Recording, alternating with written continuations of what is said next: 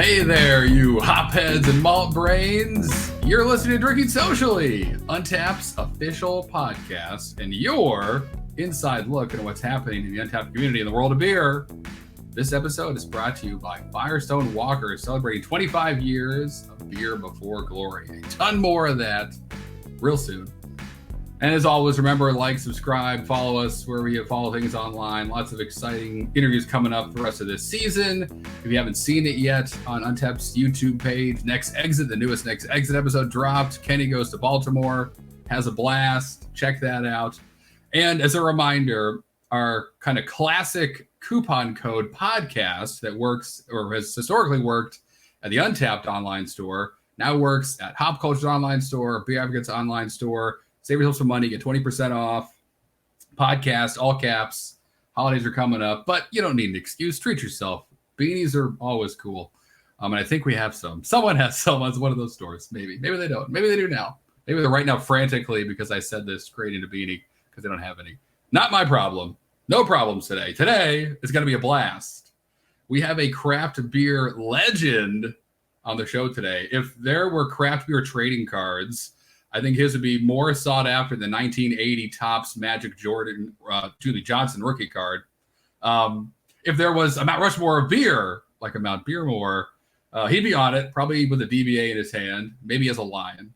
When it comes to brewing creativity, I mean, he makes Professor Philip Brainard, who invented Flubber, look like Ethan Zuckerman, who invented the pop-up ad.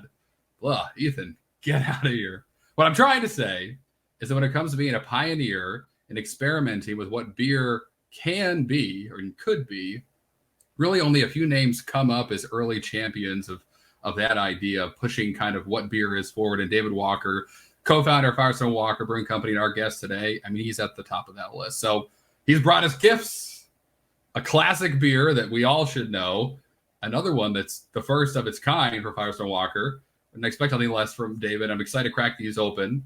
And we're going to cover two badges today. One also pretty well known to Drinking Socially listeners, and one we have not done yet. I don't know how, because this badge, I'm actually at an okay level of it. Usually it's embarrassing how low I am on this thing. But first, I got to get my co-host on here so he can save me from myself.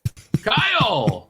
How we doing today? Good evening, afternoon, whatever it is. Yeah. I don't know anymore. Hard to keep track, but it's been like that for a couple years. Yes. It's time to talk to you. Time to talk to our very well introed, esteemed guest that we'll have on this episode. Super excited for that. But yeah, two badges. So let me talk to you a bit about the first badge, which, again, yes, very surprised we haven't talked about yet. Writing Steady. Yeah.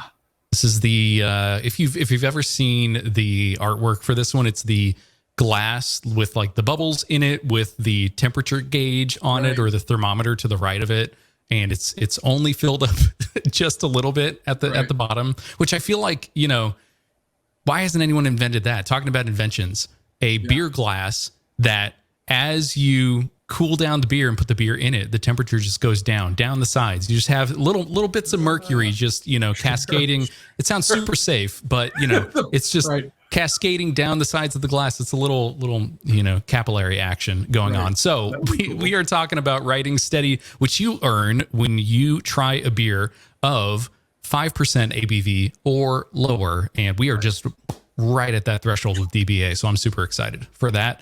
The other badge that we will be talking about, and this is maybe a bit of a spoiler for the other beer that we're going to be having today. It is called Dessert Time. It is one of the ones we actually introduced relatively recently, probably in our last big badge bash that we did. You earn it with 5 pastry stouts or Imperial double pastry stouts. And so, yeah, we'll be having one of those today too. Have your cake and beer and drink it and eat it too. I'm happy. My doctor isn't, but that doesn't matter. Like I said, no problems today at all. It's all beer. It's all fun. So let's get to that. Let's get to our esteemed guest. Let's bring David on and let's crack open some DBA. David Walker, welcome to the show.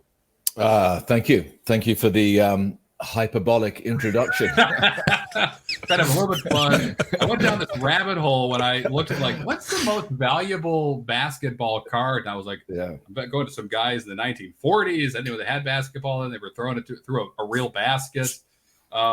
Anyway, but yes, David, welcome to the show. My pleasure.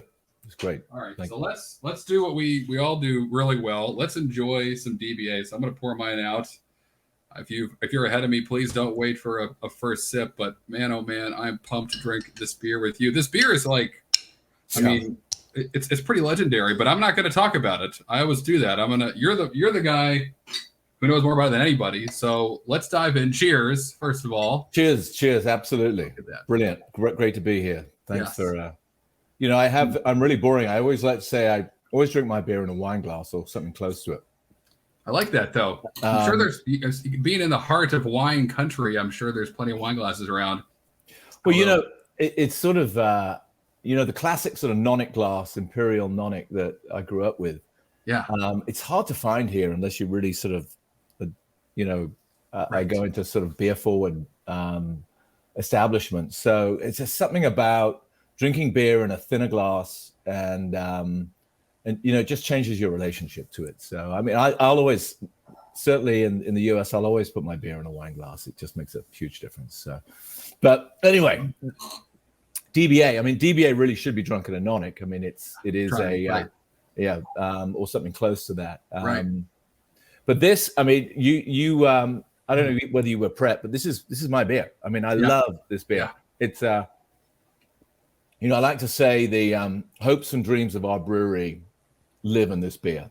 It was when Adam and I were decided we were going to start a brewery back in the early 90s. We sort of slept all over Europe, going to various breweries and so forth, and we kept coming back to the sort of the British brewers, who in a lot of ways were just not as Teutonic and squared away and dynamic as certainly as German brewers. Right. Not as cool and creative as Belgian brewers. And, they were sort of rumply and British, frankly, like me. But they turned out these beautiful pale ales that I was weaned on. And this beer to us, this was homage to the great British English pale ale, whether it's sort of London Pride or pedigree out of Marston's or any one of scores of English pale ales that great traditional British brewers produced. And for me, what I love about it is, first of all, when we set out to brew this beer,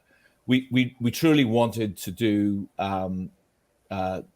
justice to the style. So we used obviously noble hops, English noble hops, sort of Garden of England, Kent, and so forth. And we used specialty floor malts, Maris Otter at the time. Nice. We had a London ale yeast. And then on top of that, what we decided to do was obviously to integrate what we call the Burton Unions, what are called the Burton Unions. We actually just call them the Unions. But this is where, these beers were classically, they went through primary fermentation in linked wooden barrels. I mean, it's a crazy contraption, and actually you can still see them sort of bubbling away up in Burton upon Trent, right? In Marston's.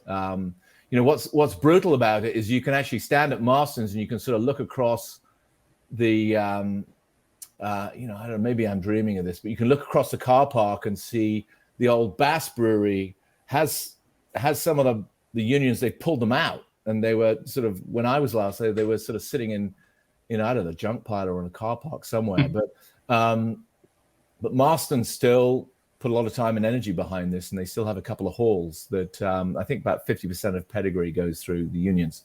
Anyway, we set out to try and mimic that, and sort of ended up doing it in our way. And that's the double barrel process. So a certain portion of this beer goes through the Unions, primary fermentation for handful of days, and that same beer goes through steel primary fermentation, and then we blend them together, and that's the double barrel process. And so, in some ways, the beer it was drinkable. It sort of represented all of the traditions of great British brewing, which obviously I'm a big fan of. And then, it's sort of it embodies everything I love about American craft beer. So right, and that's kind of like I think about a lot when I drink this beer. I mean, I as well, big fan of just kind of traditional cask ale and real ale and like all the bitters and the milds and like give me as many as it can handle. So this gets me excited on like just a personal level, but also like being kind of with one of the first beers Firestone Walker made. There's like a different history to this as well, where it's kind of like you're saying, this old world or older world style of being made in like a seriously now legendary California craft brewery, right, that is making all kinds of other great stuff. So like, I guess I'm really curious, like when you made this, was it like, so first of all, like obviously it's one of the first beers you guys made, but like, did you see kind of like this, like an old world meets new world kind of like gateway opening in front of you when this was created? Like, what can we do next? Because it was an exciting time when you guys made this, where craft beer was like a thing, but what is it really? And who likes it? And is the bar down the street going to buy it, or are they going to not know what to do with it? Like, it was kind of like a lot of unknown. Here you have a beer that's, that's kind of like a safe place for you, a happy place, but traveling with it in this unknown world. I would just love to like jump into a time capsule with you and kind of go back to when this was first produced, kind of like the origin of this beer. What happened? What did people think and say? All that cool stuff. Well, obviously fermenting beer in wooden barrels was sort of crazy. Right. And actually at the time, our brewmaster was a guy called Jeffers Richardson from Davis, and great friend of mine. And he thought he absolutely thought we were bonkers in terms of what we were trying to do. And and then in turn, Jeffers was for a couple of years, and then obviously we fell in with Matt Brynildson, the great Matt Brynildson, and even he was really super suspicious, but eventually everybody came around. I mean, they figured out it added a sort of a characteristic, a quality to it that was hard to define, but certainly agreeable. No, I mean, I think, look, the biggest issue with obviously this beer at the outset was actually managing the flavors from the wood, and we started out blending way too much wood at the beginning, and we ended up backing it off to somewhere between 15 and 20%, and then it was different in keg versus bottles. So it was we were constantly chasing it, and because the oak used to give off a peculiar character. And oftentimes it would get mistaken for sort of diacetyl, sort of buttery flavors. And, and that freaked everybody out, of course. But we just sort of slowly kept working. I mean, the thing I love about it is, like all craft brewers of that vintage, I mean, we literally had to hand sell our breweries to the world. And I always knew that I'd put a DBA in someone's hand and I'd say, just try it. And they would go, they would just like, it was harmonic. I mean, everything worked for them, it was, you don't have to like Coldplay, but you can't criticize the fact that they're sort of attractive. Do you know what I mean? Yes. And in some ways, you could put DBA in front of someone and they were like, wow, this actually works. And that was, we built our brewery on the back of DBA because it was so different. I used to say to people, this is like Bass from the brewery. Right. And 75 years ago. And that was sort of a starting point, and then people would then learn to really appreciate it. And it's a wonderful beer. It's a beer I can drink way too much of. Right. Exactly. The riding steady badge. Right. So it's something you can have more than one or two or three of and be A-okay to do what needs to get done. And go ahead. Sorry. It's in some ways it's a struggling style. I mean, for us, it's definitely taken a backseat to once we started dry hopping beers, we started making California pale ales, and then and then we were sort of full on into the sort of the IPA madness, and you know, it just sort of got left behind. And actually, even when I go to the UK now, and you know, wander into you know, like for instance, just a Fuller's pub. Sure. I mean, London Pride is still there, sort of proudly, no pun intended, sitting at the front. But you know, there's you know, folks are reaching either side of it. But no, it's a beautiful thing. So I love it with all my heart. Yes, and I can see why. Right, it's just like, right. It's almost silly to try to describe it, and like you're saying, just give it to somebody and go drink this. Like this is, and immediately it's like there's some familiarities about it. You could sit and have a bunch of these and watch football. You could go work in the yard. You could sit in your bar at home and relax. Like it's sort of, it's grown up. These are grown up flavors. I remember drinking a beer like this at 12 and like scrunching up my face and thinking, looking at my dad and saying, why would anybody drink that, Dad? Right. And you know, but now, you know, we make these beautifully sort of balanced sort of yeast forward hazy IPAs, like a lot of brewers in America, and they're childlike. You know, you can give them to people and go, oh yeah, that tastes like fruit, and pears, it's like candy, exactly. And it's not. I mean, it's definitely a grown up beer, but this is grown up. I mean, this is original. This is the way beer was conceived 100, 200 years ago. I mean, it's you're really reaching back into another time, and honoring that's important to us. Right. And I think the wood has so much to do with that. As you said, you kind of dialed it back in the years and perfecting the recipe, but you could have easily just made an English pale ale, put it right into stainless steel and bottled it and been like, this is our English, but you didn't. You let it kind of do primary fermentation in the wood, then blend it into steel. Like that does so much, I think, to like you're leaping back in time, because that's the way that used to just be wood. Like that was it. Hey, without question, there were times when we had to do that because we got sideways with the wood. I mean, the wood was, you know, I mean, we watch it like a hawk, and it is a, you know, as much as anything, it actually contributes to sort of the yeast profile of the beer. The smarter men and women than I out of our lab say that, you know, the fermentation in those barrels is far more athletic than the fermentation in a sort of a larger vessel, and that in turn sort of swings the beer again in another direction. And so there's a lot of things it does that we find hard to button down. Does that temperament of sort of, you know, how it changes the character of the yeast, how that changes the character of the beer kind of year to year as things change, does that kind of put you off to wanting to continue to brew this at certain levels? Is this something that you think, you know, hey, yes, this was once an American staple of kind of craft beer in America, but you know, it's so fidgety. Like, is this, you know, not interesting anymore to folks? Is this something that you continue to want to invest in, no matter how hard or temperamental it gets? Yeah, absolutely.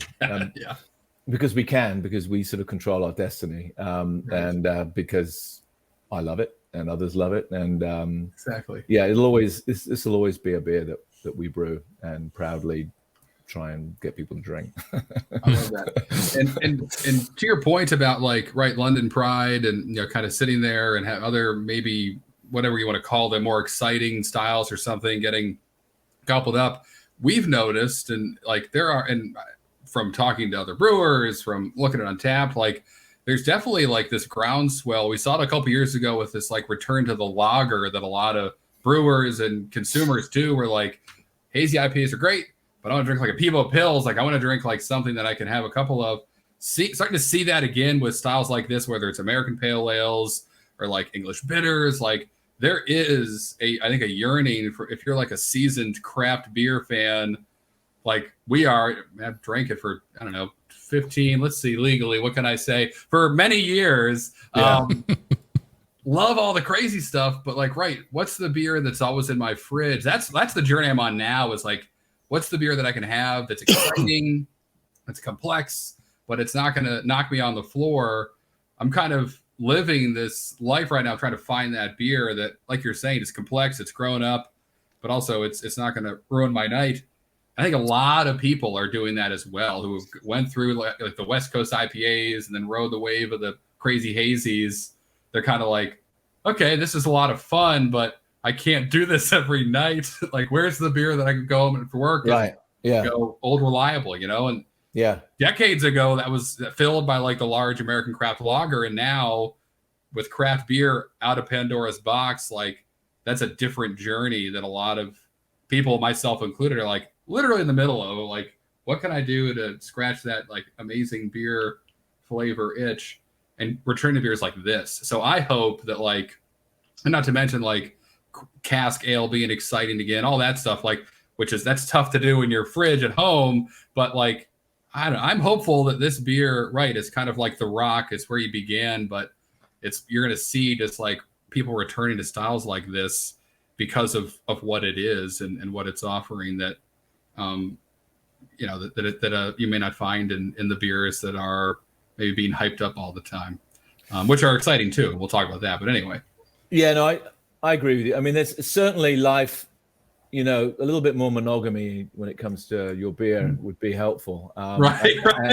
I think it's nice to have a friend you can cuddle up with when you don't really, want to be impressing everybody. And to me, this is that beer for me. This is my desert island beer. So. I love it. Yes, super important to have one of those. Yeah, have the fridge full of it. This is so cool. All right, so while we're drinking this, I want to pick your brain on a couple other things. So I think we talked with Matt about this, with Sam, but you guys had, for the first time in, I believe, 2 years, the Firestone Walker Invitational Beer Festival. It happened again this past June. Tell me about that. Was that just a cathartic, wild, fun experience? Like, give me the rundown of this year's event. Yeah, it was sort of weird, I suppose. I mean, not that I was at Glastonbury or Coachella or whatever, but right.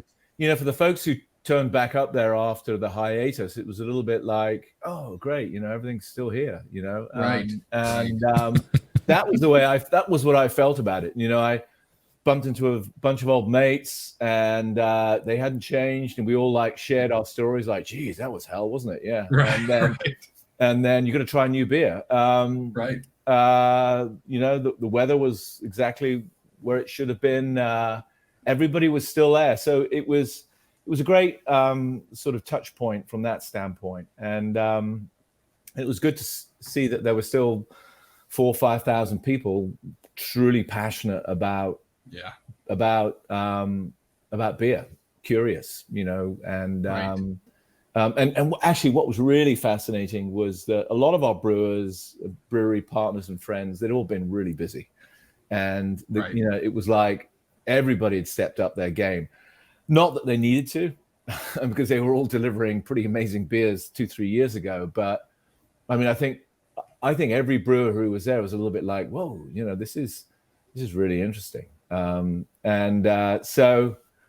you can always rely on a little sort of curiosity and sort of innovation to come out of a craft brewer, and you lock them up for 24 months and right. They're going to go to work. So and that's to me, that was the great thing about it. I almost felt beer was elevated this year more so than I did. I think last time too, we talked a bit about, sort of brewers brewing for other brewers and kind of brewing because of that, right? Folks kind of staying in for a bit, brewing for themselves, brewing the things that they wanted to brew, with a little bit less maybe market pressure, has really turned out some interesting things, right? Playing around with ingredients, playing around with things. Were there any examples of kind of directionality that you see brewers or the industry going that was interesting to you from the Invitational? Oh, geez, I knew you'd ask me that question.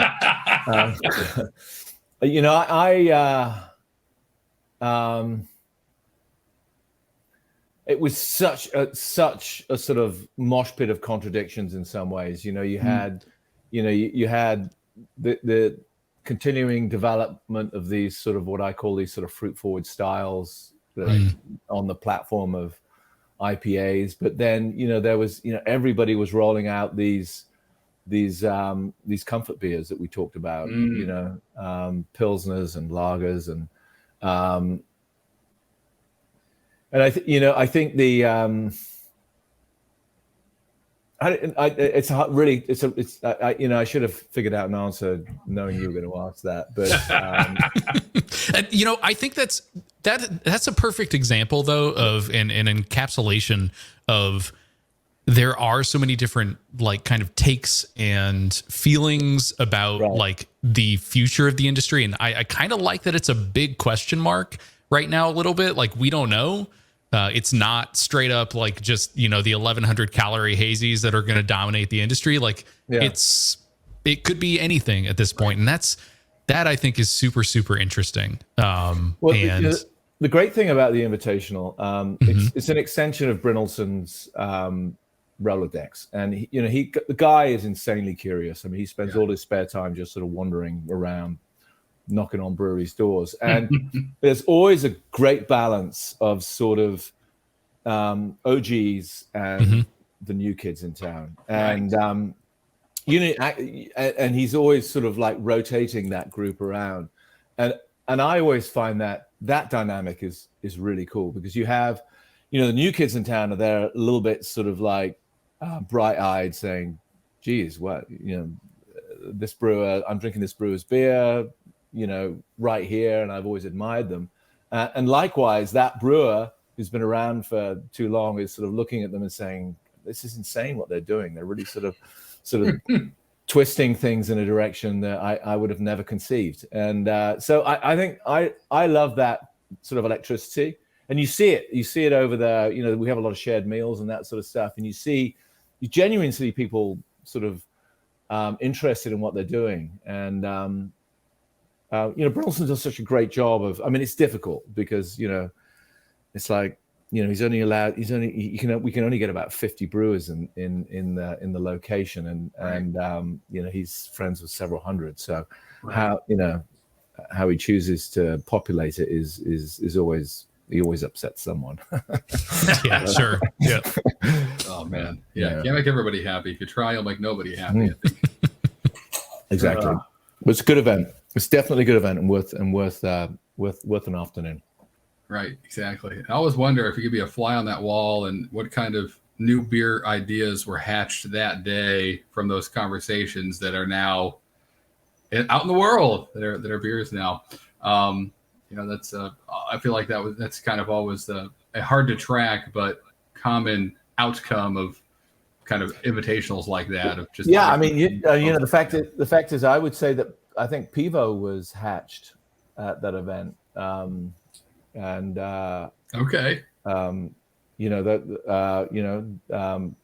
Purifico, the guys from Italy were in town with their beers, and Matt was like, "Whoa, did that just happen to me?"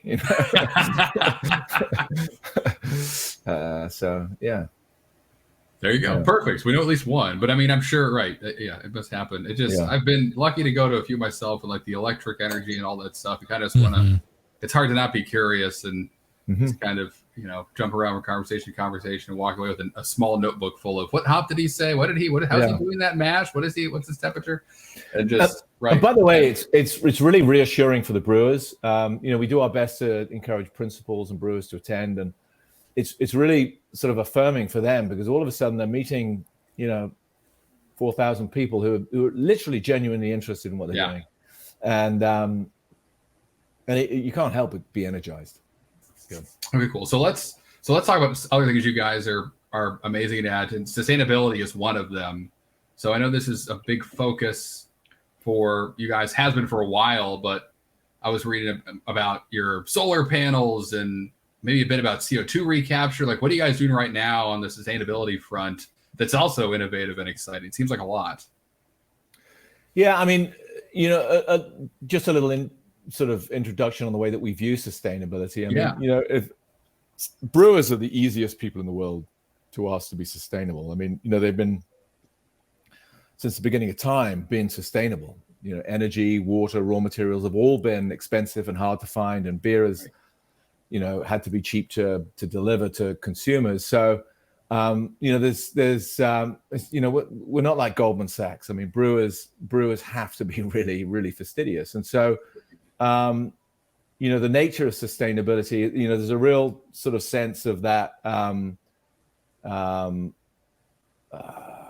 don't know, that economy sort of colliding with sustainability in the modern sense, in terms of energy and raw materials and so forth. So it's very natural for us to work our hardest to conserve water, work our hardest to conserve energy, and if we can obviously harvest energy from renewable sources, we're going to do it, and then also in terms of how we deploy equipment and people, it's all sort of in the most efficient way possible. So it's sort of cool that now all of a sudden it's sort of becoming a pillar of running a healthy brewery. Yeah. We're very engaged in it, and we obviously we sort of share what we're doing, mainly internally, and it makes people pretty happy, with the way that we sort of go about our work. I mean, the biggest one for us obviously is solar. I mean, but we are in California, so Sure. I mean, I think I'd hope by this time next year we'll offset 100% of our energy use by solar. Part of our issue is we keep sort of growing out of our sort of solar capacity, Right. But there's CO2 recovery, which is huge. It takes a while for a brewery to get to a point where they can actually sort of capture CO2 and sort of repurpose it, and we're at that stage now, and so that's another huge one. And then just trying your hardest not to make dumb decisions. And trust me, there's a lot of things we've taken for granted that we're now looking at and saying, well, maybe we shouldn't be doing that. Right. So the mindset is there, and it's not just us. I mean, I think the mindset is everywhere at the moment. So.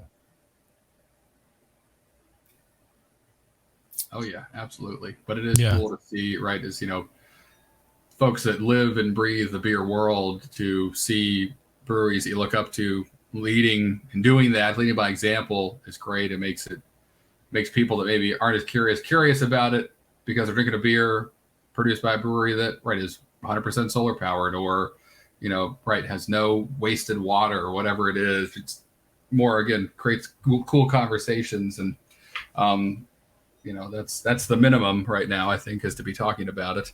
Great for you guys that are doing much more than that. Yeah, I mean, changes. The simplest things. I mean, when I talk to people around the brewery, I just share very simple concepts of just heat exchange. Right. And people go, wow, you do that? It's like, yeah, we do. And it wasn't our idea. It was this has been going on for a long time. But I always feel somewhat blessed to the fact that we sort of came out of a sort of a discipline, brewing, that was always needed to be somewhat sustainable in order to be healthy, right? To be able to open the doors January 1 every year. Exactly. Yep, that's right. The heat exchange is a great example, right? Like, that's, think about that being sustainable, but it is, like, for those who don't know, like, this, being a brewer myself, the way that we did it, and you can, I mean, share your own insight, David, if you guys did this differently, but like, you're finished with a beer and it's 212, or at wort and it's 212 degrees, you're sending it to your primary fermenter. It can't be that hot when it gets there. So you cool it down by running cold water through a heat exchanger that kind of goes up against that hot wort and takes that heat off of it, and in turn turns out cold water into hot water. We would send it back to our hot liquor tank and then use it to clean all the tanks. So that water that could have just gone down the drain is now being reused and recycled and for all kinds of purposes around the brewery, a function of just like a efficient brewery that is also in itself an act of sustainability. So you're right, like this kind of, to illustrate that a little bit, that what you're saying, like it's kind of just part of, a lot of the time it's part of just running a brewery, is you're trying to think, how can I not waste money? How can I not lose, potential energy that I can reuse somewhere else? Thinking like that, right? You start to realize maybe you can solve some bigger problems with Yeah. Right. Heat exchange alone, that could solve a lot of the world's problems, but that's mastering that. But anyway, that's fantastic. I know. And it's so cool. So anything particular you guys are working on right now on the sustainability front? I know you said next year hoping to, through solar, be pretty much 100%. But what else? Yeah. We've got 10 acres of solar array at the moment. Wow. We're going to add, I think, another 8 here over the next 6 months, and 8 acres. So, and then we've got we got a couple of big buildings that we can throw solar up on the roof, and just sort of chip away at it. And it's obviously we're doing it. It's not difficult to do. We're in the state of California, and there's a ton of subsidies that create sort of a somewhat fertile economy for these types of transactions, and it's just not that difficult to do, and it drives savings to the brewery that we can invest in other areas. So, to me that's a big one. I mean, CO2 recovery is huge, especially now. We're getting into these issues. Who'd have thought that fundamental commodities would start drying up, and COVID really sort of all of a sudden sort of informed us how mortal we all are. I mean, I mean that in the most respectful way, but everything was threatened, and just simple commodities have become, you don't take those for granted anymore. Obviously the issues with aluminum have been just a huge bone cruncher for most breweries, especially small breweries. So being able to lock up and repurpose commodities like CO2 is just sort of a no-brainer. It's mission critical now, not just sort of a nice to have from a sustainability standpoint. Right. Yes, become a need to have. For sure. That's fantastic. So you spoke a little bit earlier about creativity. What happens when you lock brewers up for 24 months? What kind of crazy stuff do they come out with? I'm sure some of that has landed in your Brewmasters Collective, which is your kind of your like beer club, which that's kind of an understatement. Don't imagine a beer or a bar with a mug on the wall. Like, this is not that. This is like the beer club to end all beer clubs. But while we're talking about that, I'd love to hear some insight. I think it's time we open up this crazy little ditty we have here, Parabolita, which you've been, again, kind enough to share with us. This beer, there's a lot. I mean, like, obviously I haven't even had it yet. But before even doing so this is the first vintage you guys have canned. Is that right?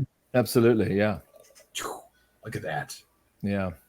And the name gets me excited, but there are a couple different beers in here. Give us the highlights while we open this thing up and I get overly excited.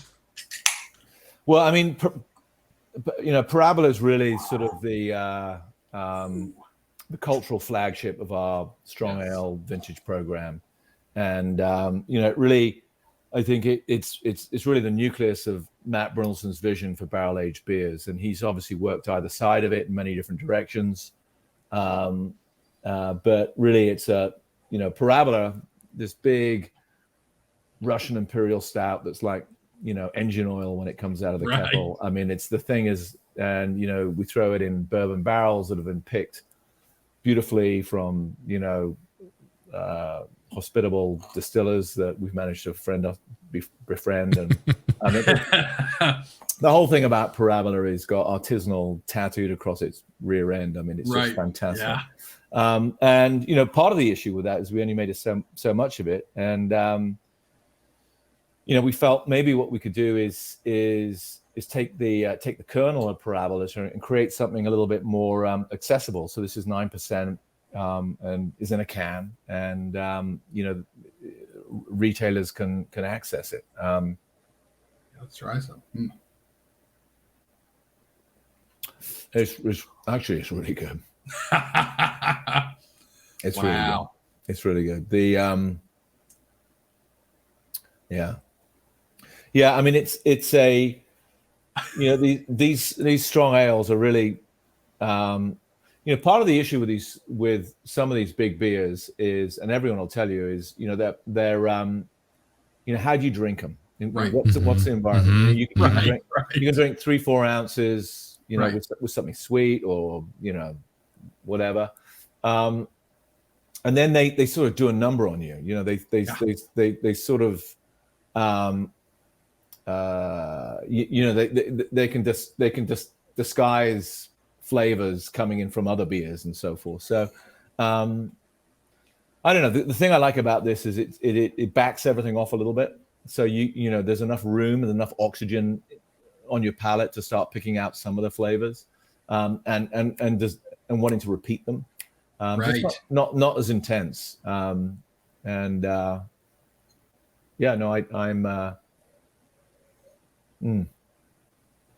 It's sort of weird. My wife's got this Icelandic bitter chocolate in the fridge at the moment, and it's like 95% gunpowder. And and you know, I can take a bite of it, but I need to like fill my mouth with milk chocolate every now and then just to reset my palate. Right. And this, you know, this is maybe a good way of sort of sitting somewhere between both of them. Yeah, absolutely. Yeah. This is unbelievable. And I think you're right. This kind of style and having fun with these bigger beers, especially stouts, past couple of years has really been a focus of so many brewers. And great. I've had some amazing ones, some that it's so much going on. It's like, like you're kind of saying, like, what am I supposed to be tasting? I'm kind of overwhelmed. You're chewing the adjuncts at that point. It's just like, it's just melted down. Yeah. Right. There's just so much, but this one, it feels like the vision of salted caramel is like, it's just like we nailed it. It's just this salted caramel chocolate bar. And and it feels almost too drinkable. Like, you're saying, there's not so much happening that I'm not like, I need to take a minute to process this. I'm like, well, that was good. Let's have another bit of that. but I think that's exactly the through line between you know, DBA and Parabolita that we have here. It's drinkability. Exactly what I was going to say. Yeah. Please. Oh yeah. Yeah. It really is. No. I was at. This is the midpoint between those two. You know, we always used to say about our brewery is you know, some of the drivers are, you know, balance. We call them the 3 Bs: balance, blending, and barrels. And you know, balance obviously in the final moment on your palate is what we really strive for. You know, we really want people to smile when they drink our beers. We don't want them to sort of. That's the reaction we're looking for. But then, you know, the barrels, obviously, we've integrated with the Union, and now obviously with this, you know, with our barrel aging program that's been in place for many years. But then just blending it, and this is a blend. You know, this is a blend of Parabola out of the barrels that, you know, probably been sitting in the barrels for a year or so, and an imperial stout that, you know, comes out of steel, and then blending those two together, and, you know, adding in various. I'm not even quite sure what they did to this to make this so beautiful. That's right. It's Merlin himself in the doing it. I know, right? It's just kind of like, that's where I'm at in my bearding career. It's just kind of blow my mind enough for me. I sit here and I go, I don't need to think about anything. That's I think the end goal for many folks at the end of the day is where's the pause button for a little bit that's enjoyable, and like this is, but it brings you back to it, right? Like, I think we talked about like the ability to come back to these same beers over and over again. It's not, you know, a lot about kind of Untappd is this, you know, quote unquote ticker culture that's like, go find the latest and greatest thing, go find the thing that I can rate 5 stars, go find the highest octane 19%, you know, barrel aged whatever. But I think too, like, there is a subset of users, and I think over time, given that we've been around for 12 years or so, that like unlocking these these beers that you come back to over and over again, the format for Parabolita like becomes that I'm going to have a couple of these just in a 4-pack in my fridge at all times. Yeah. Like that's there is something kind of special to that I would come back to over and over and over again. Yeah. No, I am very happy with this. Yeah. I mean, you know, obviously the biggest challenge for us is getting visibility for these beers. Right. And obviously very grateful to you guys. But finding sort of retailers who are able to get behind it, not because they're not willing to, but retailers to a certain extent are the victims of their consumers and the victims of broad economic conditions. And there's only so much room for these beers. There's only so much visibility for them. So my hope is with this format, we'll make some friends. Right. Get in front of more people. And also, as I kind of mentioned a couple of minutes ago, so like, I don't believe that Parabolita is in the Brewmasters Collective, but if you're sitting at home and you're like, this sounds amazing, I want this, and also how do I get more stuff that Firestone's putting in barrels? Like, that's a pretty good place to start if you're, kind of in an area where you can join it.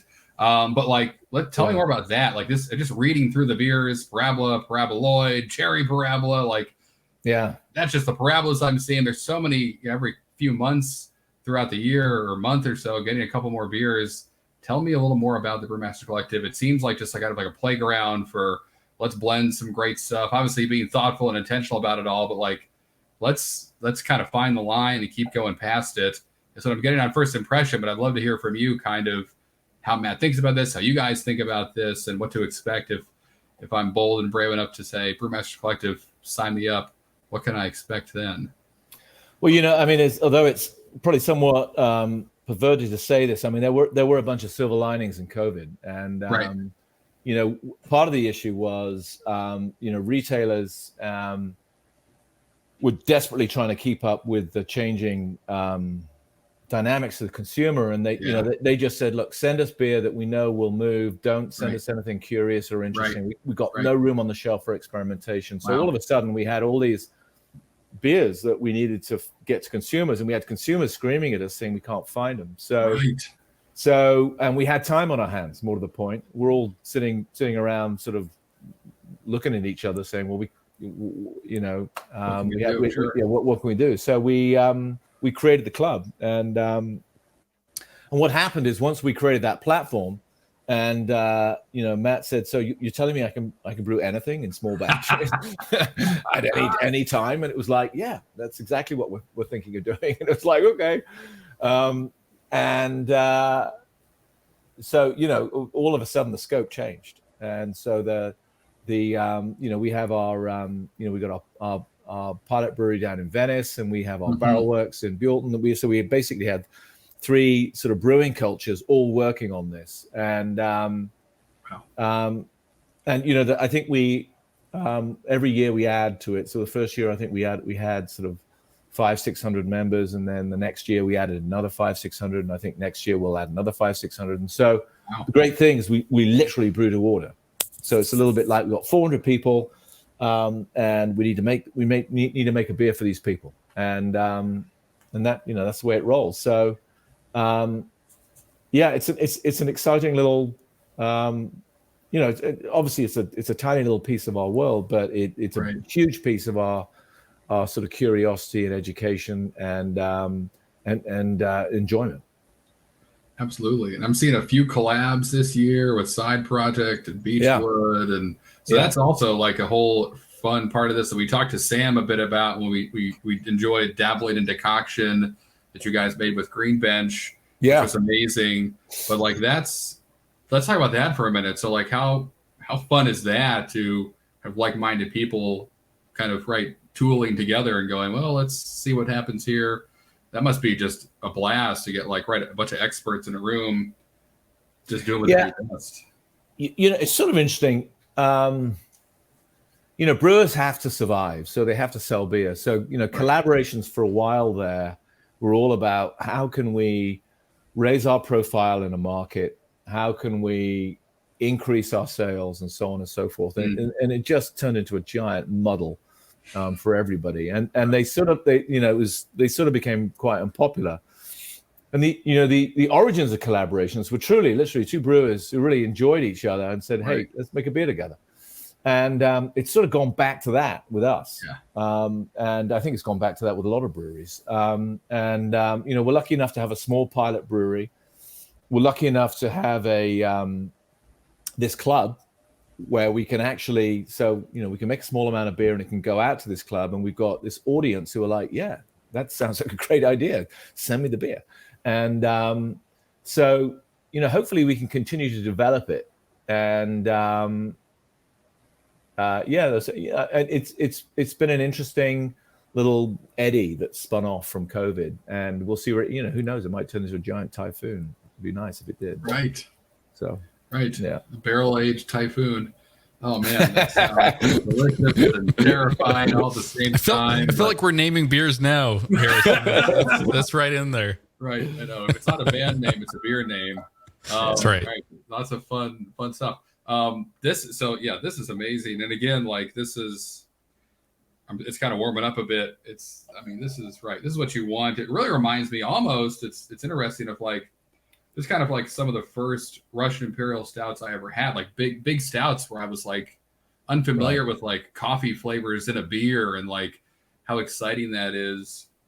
And those, beers I'm thinking about, there's so many, it's almost like it's big, but also it's very straightforward. There's like a complexity, but it's mature. Maybe that's the word of the night. There's like a maturity to it where it's not flashy. Yes, it has a lot of exciting ingredients, but like they're all here for a purpose, right? Like it just feels very intentional. Like, let's go salted caramel, like dark chocolate candy bar, boom, in a glass. And I don't know, there's, again, something very delicious about that. So I'm at a loss for words, which means it's working. But this is all right, warming up. It's doing even more, which is it's sort of interesting. Well, I as a kid, I grew up in Britain, and I was subjected to Marmite at an early age, and I hated it. Just hated it.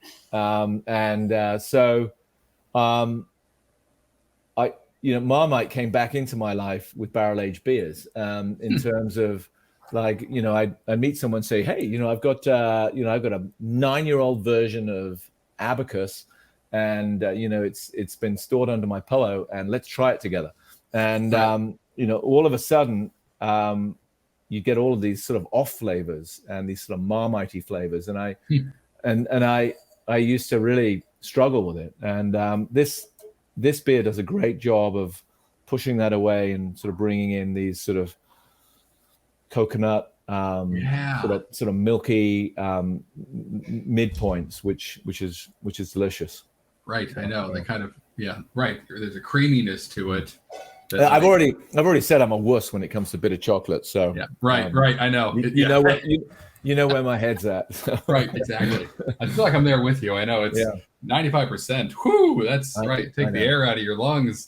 But again, like that's a bit about these bigger beers too. There's a bit of a rush, right? It's not an adrenaline rush, maybe, I don't know, but like it's exciting, how big it is and how much is happening in there. There's a bit of a different element to it than drinking something more sessionable. There's just kind of maybe more impactful in certain ways. So, which is not alone to just bigger beers. That's something impact innovation you guys have been doing forever. Like I said in the beginning, and we've been lucky to enjoy Melon Conspiracy with Sam. We had Hypnosis with Matt. I drank a bunch of Mind Haze and myself, which was great. But I'd love to kind of end the night talking a bit about that as we're enjoying this really amazing, unique, innovative beer. What's next? Talk to me about innovation and kind of how you guys really think about that. Like, what is your role in the beer world's future, if you're even thinking about it that way? But let's talk about innovation for a moment. Well, I would say that American craft brewers, and we weren't the first to the dance. We were we followed on the heels of some giants. But American brewers changed the world of beer, right. And they basically gave license to experimentation and innovation, and it's a little bit of be careful what you wish for. I mean, literally, that's exactly what's happened. I mean, right. You mentioned Pandora's box a while ago. I mean, the Pandora's box has been opened. Yeah. And part of the problem with that is that, we're all fighting for the same customer. Right. I'd like to say that we don't need customers, but the fact is we need customers, we need friends, we need people to buy our beers. And we're competing in the broad market with everyone nowadays, from Coca-Cola to Anheuser-Busch, sure. Certainly in terms of innovation. So it's a frightening thing, innovation, and especially in the hands of craft brewers, because I mean, they were at the very core, they're sort of independent, curious thinkers. One of the reasons they became craft brewers is they wanted to tinker with sort of monolithic beer styles. One of the reasons we started breweries is we felt, there's a place for these. So in some ways, innovation is a two-edged sword, because, here we are, sort of, my favorite beer of all time that, truly is important to me is, it's not relevant to many, many, many people. And innovation has done that to it. That said, I mean, we've learned as a group at the brewery to sort of embrace it, and we are we're literally looking at everything in terms of beer styles. I mean, there's really no there's no boundaries anymore. We really try to stay within the concept of legitimately being brewers, and not sort of migrating into sort of a broader world of sort of beverage makers. Right. Yeah, I mean, in some ways there's a great freedom to it, in terms of what we need to do. And in some ways it's pretty frightening. I mean, our great friends up in Northern California who are truly the sort of the gold standard as far as I'm concerned, Sierra Nevada. I mean, they're devoting a huge chunk of creative energy and capital resources and ultimately mind share to innovation outside of beer. And and it's I mean, everything they do right. So it's going to be really great to watch that. Yeah. But it's scary. But that said, I mean, we created a brewery in LA, in Venice, to do nothing but innovate. And over the last handful of years, it's really it's been a huge benefit to us in terms of exploring things that we weren't able to explore on on a larger platform. And so yeah, I mean, we'll continue to innovate. It's just sad. It's just sad that we leave behind things that I think are truly beautiful. Right. But I feel like ultimately that will, well, maybe I'm wrong, but ultimately that'll be decided by the beer consumer. As long as beers like DBA exist, people discover them and go, oh, wait, I can have that. That could be my go-to beer. Like, I don't know. I don't know how innovation. You're right. It looks like a hockey stick, and then it falls off. Innovation is Jurassic Park before all the dinosaurs get out. Like, eventually, it all looks great and amazing. Look what we did. And then, exactly right. And then we're all running and screaming through the woods. So, like, hopefully, I don't know what the version of that in the beer world would be, but my larger point is it'd be nice for those people, I'm sure, just to go to a zoo one day and look at a tiger and go, that's nice.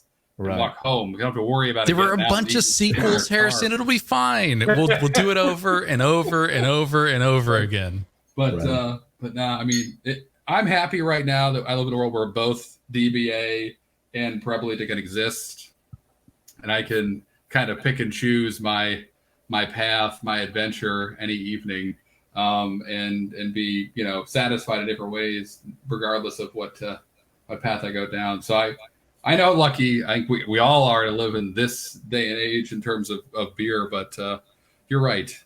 What happens next? Who knows? I don't know. Yeah.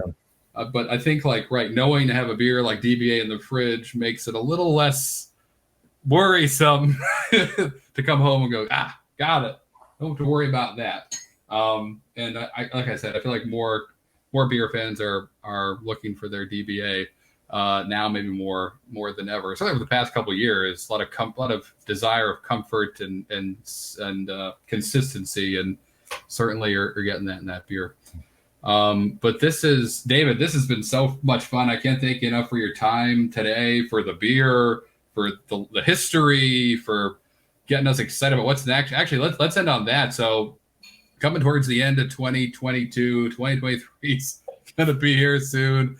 I would make the joke about time, but we've all done that. What's next? What can we get excited about for Firestone Walker? What are some things that are kind of on the horizon, beer or other? Again, initiatives you guys are doing that we can look forward to either the end of this year or get excited for next year. What should we be looking out for? Innovation now is table stakes, so there'll be plenty of that. And right. I think we lean towards variation on a theme than a new theme. So sure. Parabolita is a great example of that. Certainly within Mind Haze, and we have this great beer, Cali Squeeze, that we sort of innovate. It's quite fruit forward. It's a sort of Hefeweizen base, and there's going to be sort of endless innovation. I think for us, it's all about, to come back to this word sustainability, and I'm not only talking about this concept of being able to have a sustainable model that sort of is a good balance in relationship to sort of the climate issues. I'm talking about just a sustainable model that, our brewery is going to be sort of healthy and have a sort of a good way forward for the next 20, 30, 40 years. And just sort of understanding where our sweet spots are, building out, we started this brewery 25 years ago, and, it's really important that, we continue to fuel our team, bring in younger people, who've got a 10, 15 year sort of vision on where they think craft beer should be, and so we're actually down just the exciting thing for me, we're into the sort of block and tackle of of sustainability, of becoming or continuing to be a healthy brewery, and back to the beginning where we all started with DBA. I got truly excited about English pale ales when I wandered around the Fuller's Brewery in Chiswick in the late 80s, and bumped into this sort of octogenarian by the name of Fuller, with a 20-year-old black Labrador, and they were both sort of like moving very slowly around a brewery that was 150 years old, and it just seemed right. Everything about it was right. And I think, it's important that craft brewers who've spent the last 25, 30 years sort of getting to a point and a scale where, they can really make an impression on their communities and their regions, is making sure those breweries are, healthy, and they've got a long-term plan, and that, they continue to be able to innovate. So that's our focus at the moment, is just to sort of continue to stay healthy. Indeed.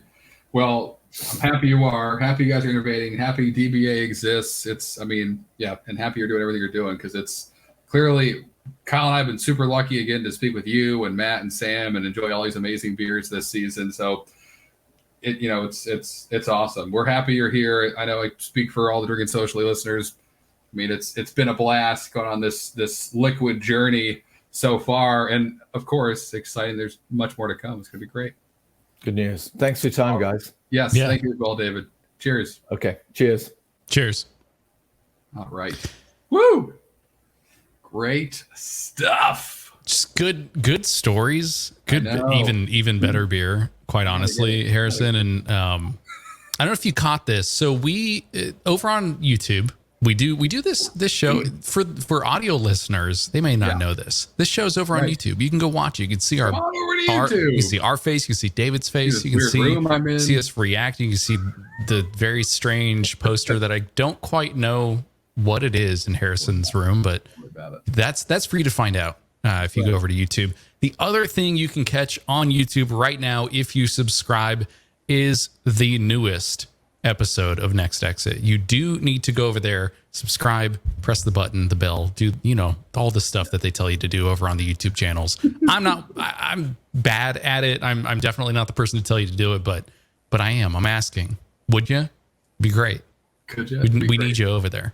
It's a lot of fun. Kenny kills it. He goes to a lot of cool breweries around Baltimore, along with City Brew Tours. They give him like the behind the scenes look at a couple of really great breweries there. And there's more to come, a couple more episodes this season. So I know when we released the first and people were like, more, where's more? There's a lot more. We're here now. Lots more of that. So enjoy that with Kenny. Any other Untappd updates, Colin? I'm thinking of, we might not have any, which is we've got some updates coming. There's some small fixes and updates coming. I've heard from folks. I'm on the front lines. I'm reading the comments. I'm doing the thing that they tell you not to do. I'm reading the comments, and I see you. I see that there have been a couple of issues with search results on Android. I've seen that there have been a couple of issues with location services. We are working very hard right now to fix those issues. We're doing our best right now. So if you can, if there is a next version, go update today. Go check out the app stores. See if there's a little red bubble telling you to update your applications. Indeed. You should have something fresh, just freshly brewed apps just for you right there waiting. So trying to innovate ourselves and fix up some issues, some longstanding issues for folks. But go update today. That's right. But I'll do that. And I think I've already done it. I'm sure. I hope I have. If not, I'll check. I'll be good. And other than that, I'm going to continue to enjoy this Prabolita, probably to get DBA number 2. My night is set. Yeah, no, that's it. I've called it no emails, no. Hold the calls for the rest of the evening. This is good. I'm good with this. Throw the computer out the window, and just deal with the consequences of that tomorrow. No, but this was awesome. I mean, really cool to have David on. That was pretty wild to talk about history and insight. So we have more Drinking Socially coming. We're going to sit down with another really great brewery. Not that actually David mentioned today towards the end of the year to drink a seasonal that may be one of my favorite seasonals of all time. So I can't wait for that episode. I'm going to nerd out again. Kyle's going to be tolerant of that, as you always are. And we're going to have a blast. But until then, everybody, cheers. Have a great night. Cheers.